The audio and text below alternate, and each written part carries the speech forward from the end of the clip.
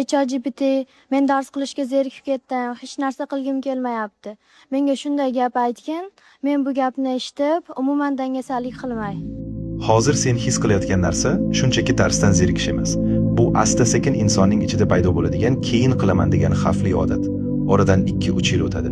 Sen ko'chada yurib, kimdir mashina minib ketayotganingni, kimdir ota-onasiga uy olib berayotganingni, kimdir chet elda yashayotganingni, kimdir esa o'z xohlagan ishini qilayotganingga bo'lasan. Va eng og'iri, sen ichingda bitta gap qoladi. Men ham shular qatorida bo'lishim mumkin edi. Eng alam qiladigani kambag'allik emas. Eng alam qiladigani o'zing bilgan potensialingga yetolmay qolish. Haqiqat shuki, hayot dangasalarni kechirmaydi. Vaqt hech kimni kutmaydi. O'zingdan hozir bitta savol so'ra. 1 yildan keyin men o'zimdan faxrlanamanmi yoki afsus qilamanmi? Va hozirning o'zida telefonni chetga qo'yib, faqat 15 daqiqa darsni boshlab ko'r. Chunki ko'pincha insonni qiynaydigan narsa dars emas, boshlash.